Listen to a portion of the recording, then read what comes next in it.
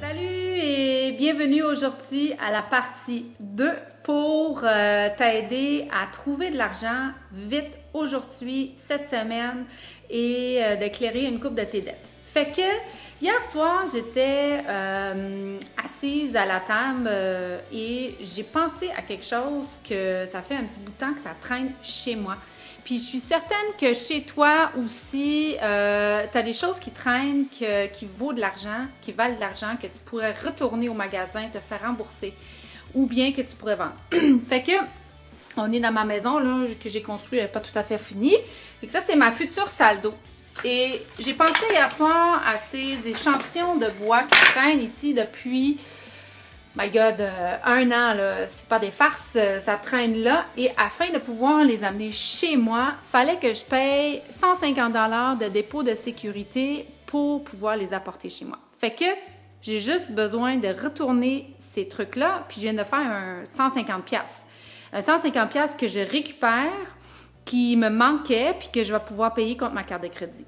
Fait que voilà mon premier 150 $ que j'ai trouvé. Aussi, cet été, j'avais acheté des filets pour couvrir des plantes dans mon jardin. J'ai des bleuets, puis les chevreuils ils viennent les bouffer. Fait que je voulais les protéger. J'ai acheté des filets, ça a coûté 100 $, mais ces 3 filets-là sont trop petits, puis je m'en suis jamais servi. Ils sont maintenant dans le derrière de mon auto. Aujourd'hui, je vais au magasin, je les retourne. Un autre 100 $ que je viens de trouver juste comme ça. J'ai une copine qui a besoin d'une base de lit. J'ai une base de lit qui traîne dans mon sous-sol. Ce matin, je viens de lui parler et j'ai dit, écoute, 50 $ puis tu viens la chercher. Voilà, je viens de faire un autre 50 $. Donc, un 300 $, là, dans le temps de le dire, c'est comme, ça m'a pris 5 minutes de réfléchir à ça, puis je viens de trouver un 300 $. Go, vas-y, je sais que chez toi, tu as des choses qui traînent, que tu peux rapporter, que ce soit des canettes, que ce soit un chandail que tu n'as jamais porté, que ce soit n'importe quoi que tu as acheté, que tu t'en sers pas, que ça fait juste remplir ta maison, puis tu pourrais très bien t'en défaire et ça ne changera rien de ta vie. Là, je t'amène dans ma salle de bain. Je suis rendue dans ma salle de bain. Je te montre dans mon armoire, ici, voilà. Une belle petite collection d'argent comptant, des petits 25 cents, des dollars, puis tout ce que j'y ramasse dans ma maison, qui traîne par terre, qui traîne dans mes poches.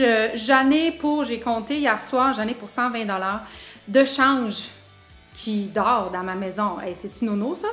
Fait que aujourd'hui, je fais une petite tournée, je rapporte des trucs, je porte mon change à la banque et aussi un exercice à te faire faire. Hier, on a fait la bouffe. Aujourd'hui, on va passer à travers de tes produits beauté parce que on les aime, hein, ces produits-là, sauf que, check bien ça, ce que je vais te montrer.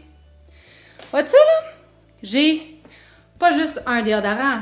Non, j'en ai 6. J'ai 6 déodorants.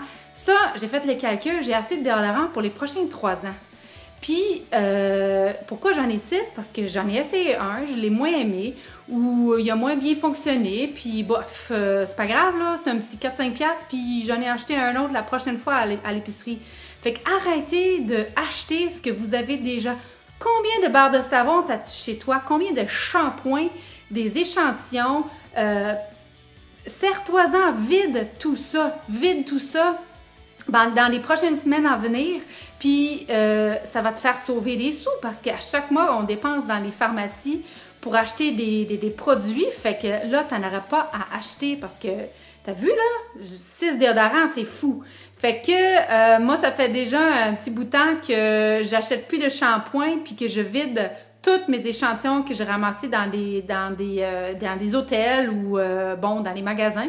Fait qu'une autre façon de te faire sauver des sous que tu vas pouvoir prendre et mettre contre tes dettes. Fait que demain, je te partage comment structurer le remboursement de tes dettes, commencer à rembourser quoi en premier, puis aussi comment calculer dans combien de mois tu seras sans dette. Fait que ça, quand tu as un plan d'attaque comme ça, là, tu vas te sentir tellement libéré, puis tu vas avoir de l'espoir. OK, un jour, c'est vraiment possible là, que je vive sans les dettes. Il faut juste apprendre comment gérer vos finances pour que ton argent, tu peux l'investir puis la faire croître. au lieu de juste la payer contre tes dettes. Fait que stay tuned! À demain!